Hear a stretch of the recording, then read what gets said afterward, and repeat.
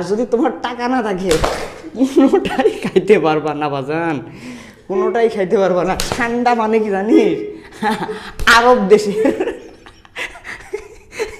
মানে আরবের যে শেখ আছে না, কি অ্যালার্ট থাকিস মানে ঠান্ডার বিরিয়ানি খেলার লাগবো।